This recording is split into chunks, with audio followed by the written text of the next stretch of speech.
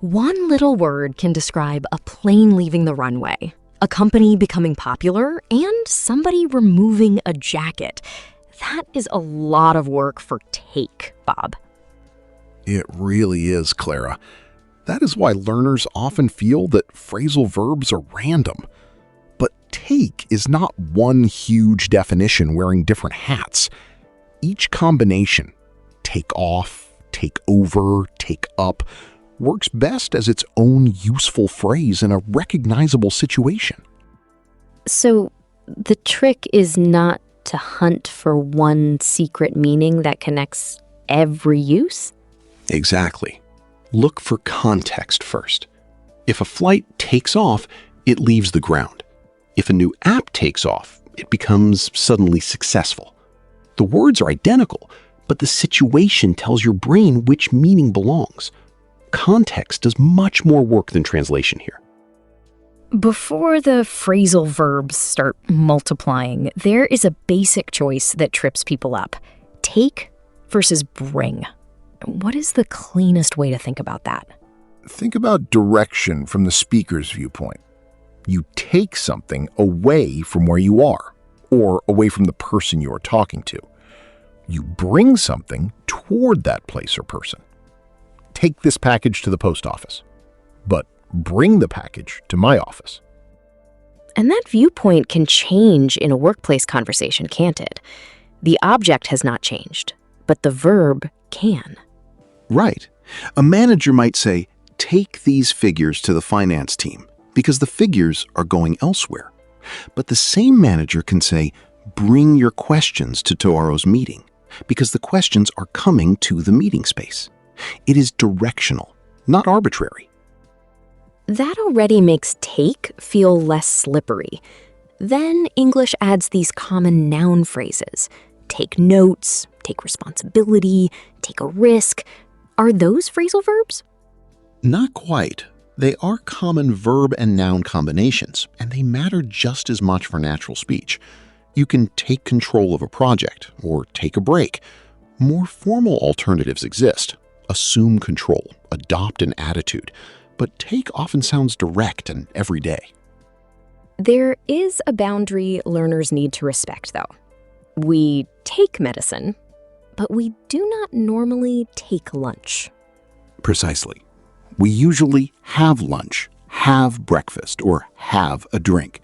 Yet we take a tablet, take medicine, or take a sip. That is the frustrating but manageable part. Learn complete phrases. Trying to build every expression from a dictionary definition can lead to some very unusual meals.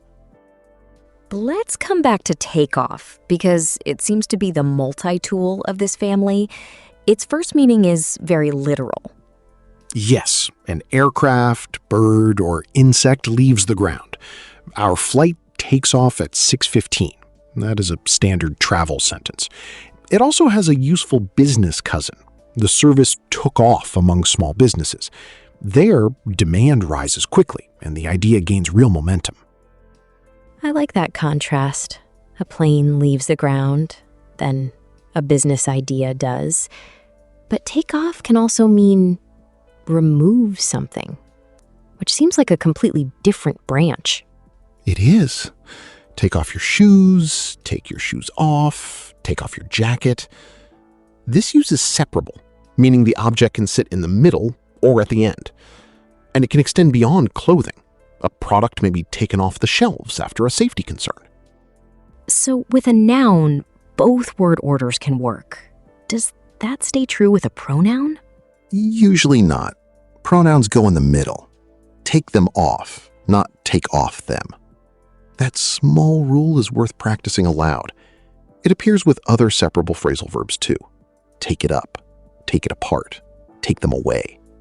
Tiny grammar, large confidence boost. There is also the casual takeoff, meaning to leave quickly. I hear it in stories all the time. Yes, someone might say, the dog took off down the street, or he took off in the other direction. It sounds lively and informal. In a formal email or business document, left or departed is often better.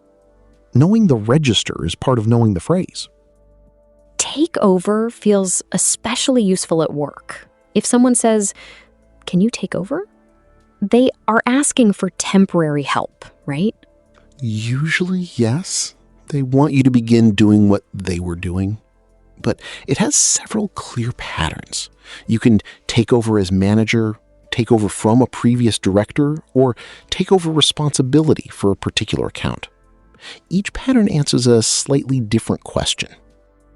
Let's unpack those, because that preposition can carry a lot of information in one short sentence. Take over as names the role. Maria took over as head of operations. Take over from names the person replaced. She took over from Daniel. And take over responsibility for names the work. She took over responsibility for European accounts. Learn those as ready-made frames. Then corporate language adds another layer. One company takes over another. Correct. If a company gains control of another business, it takes it over. In business writing, the passive is especially common. The firm was taken over by a competitor. The focus is on the company whose ownership changed, rather than the buyer doing the buying. And take over can be less literal still. Automation can take over routine work, or an emotion can take over a room. That is a good observation. The central image is control becoming dominant. Automation taking over tasks may be gradual and neutral. Panic took over describes an emotion dominating people's reactions. The nearby nouns tell you whether the phrase concerns work, business, or a powerful feeling. Now, take up seems friendlier. If I take up cycling or photography, I am starting a new activity. Exactly. I've taken up Spanish, or she took up photography. Means someone began an interest, hobby, course, or sometimes an occupation. It is a natural way to talk about development. I've taken up a data analysis course to build my technical skills. But the same phrase can be a complaint about the office printer if it takes up half the room. Absolutely. Take up also means occupy time or space. Old equipment can take up space. A long introduction can take up most of a meeting. A project manager may say an approval process is taking up too much of the team's time. Again, the object supplies the meaning. Is take up separable in the same way as take off? With a pronoun, yes, I took it up. Never I took up it. With nouns, placement can vary in some cases. Take up the challenge and take the challenge up. But the first version is often more natural. For learners, the safest route is to copy useful full sentences. That brings us to take after, which is much more personal. What does it actually imply? It describes family resemblance, not just a casual similarity. She takes after her mother, may refer to appearance, temperament, habits, or ability. He takes after his grandfather. Both are excellent storytellers. You would not normally use it for two unrelated people who happen to dress alike. So it belongs naturally in informal conversation, not in a formal performance review. Exactly.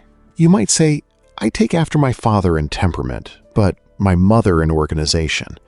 It can be warm and conversational, but at work, it is generally too personal for formal evaluation.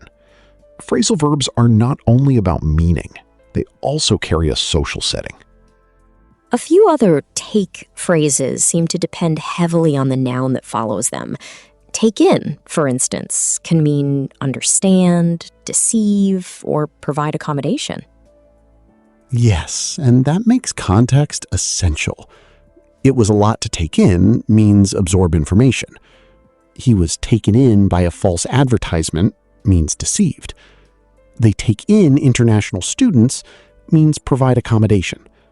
There is no single translation that can safely cover all three. Take on has that same flexibility. accept responsibility, hire people, or compete with someone. Right. A team can take on new clients, an employee can take on more responsibility, and a company can take on additional staff. A smaller firm can also take on a larger competitor. The shared thread is accepting or engaging with something, but the surrounding words narrow it down. And take out gives us rubbish, dinner, loans, and insurance. English really does enjoy keeping us alert.